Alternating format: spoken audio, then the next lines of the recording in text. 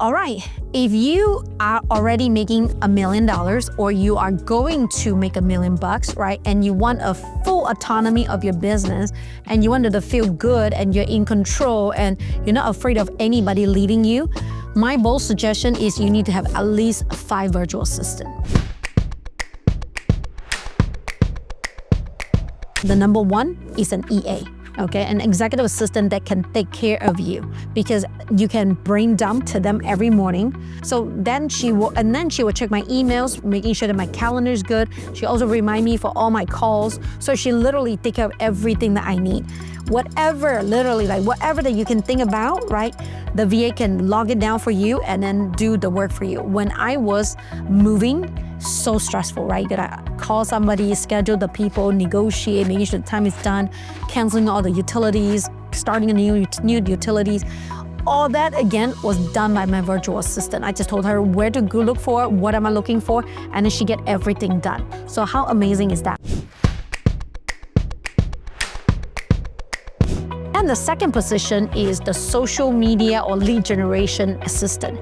So what that person is going to do is they are going to help you with, social media post, video editing, right? So anything related to social media and lead generation. The third one will be a customer service or a sales assistant. So what do? They are the one that is communicative, right? Communication, they just, usually on the phone, right? I love that because after you have your EA that can dump, you're gonna generate your leads. And after that, you obviously have to get on the sales call or follow up, right? So I have virtual assistant who, really help me with follow with every single one of my sales call and hop on the call with me. And then afterwards, if they sign up, they help me with the sign up and then help with me with onboarding, help me with, client management. And sometimes that will be 2 people. Like in my business right now, there are 2 separate departments. But at the very beginning, that could be just that one person that take care of your clients.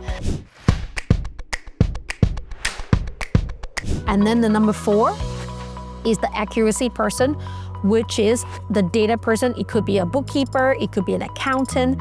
I usually call them a bookkeeper, or they have accounting minor, right? And all they do is they help me with my bills, help me with bookkeeping for the company, also help me with making sure that all the invoices for the clients are tally up, and the money is received, right? There's no refund, right? All that. And last but not least, the number 1 thing, the reason why you should hire an accountant or bookkeeper is to track your report. Are you making money? Are you profiting? Are you in green right now? Are you behind with any of your bills, right?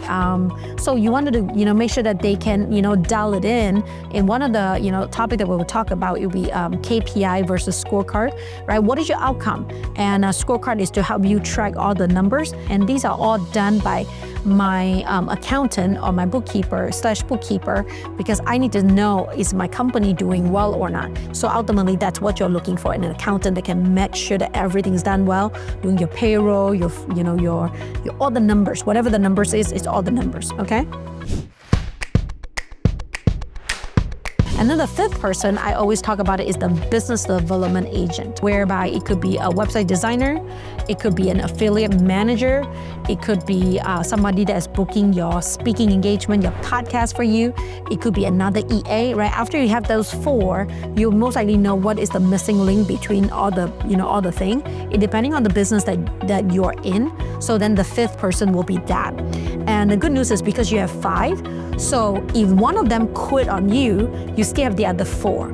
That was the beautiful thing about this whole thing. If you have any questions about these 5, feel free to let me know. So let's talk to you in the next topic.